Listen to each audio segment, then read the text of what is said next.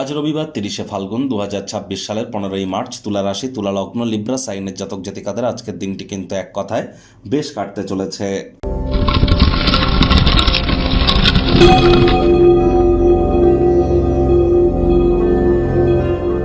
ভিডিওটির শুরুতে স্ক্রিনে আপনারা দেখতে পাচ্ছেন সূর্যদেবের প্রণাম মন্ত্র। ওম জবা কুসুম শঙ্কাশং কাশ্যপেয়ং মহাদুতিম ধন্তারিং সর্বপাপগ্নং প্রণতহস্মি দিবাকরম। সকাল সকাল ঘুম থেকে উঠে সূর্যদেবকে প্রণাম করে 7 বার এই মন্ত্রটি জপ করে দিন শুরু করুন, অত্যন্ত লাভান্বিত হবেন।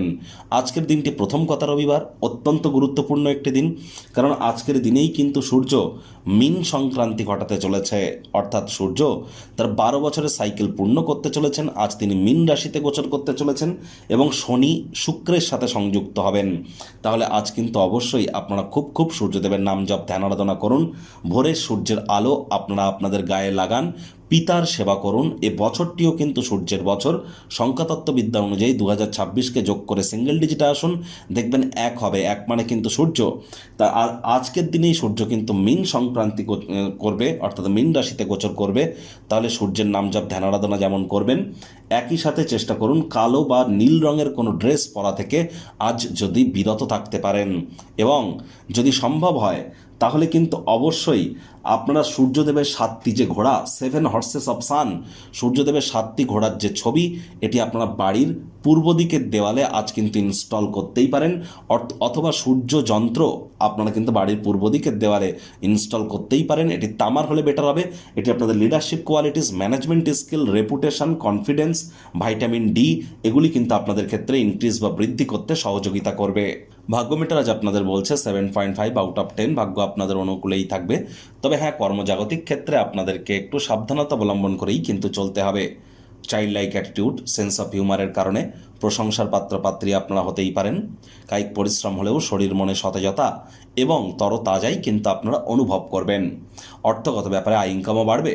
নতুন উদ্যোগ পরিকল্পনার পাশাপাশি নতুন নির্মাণ কার্যের শুরুয়াতও কিন্তু আজ করা যেতেই পারে।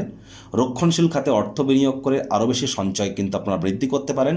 অর্থ উপার্জন করবার জন্য দিনটি দুর্দান্ত। চাকরিজীবীদের আজ রবিবার হলেও অনেককে অফিসে যেতে হয়। কম কথা বলে কাজ বেশি করুন, মনের থেকে মস্তিষ্ককে বেশি দাম দিন। আর অফিস থেকে গৃহে ফিরবার পর নিজের পছন্দসই ক্রিয়াকলাপ যদি করতে পারেন, 100% মেন্টাল রিলিফ আপনারা প্রাপ্তি করতে চলেছেন। রাজনীতিবিদ যারা আছেন, জনসংযোগ বৃদ্ধি করুন।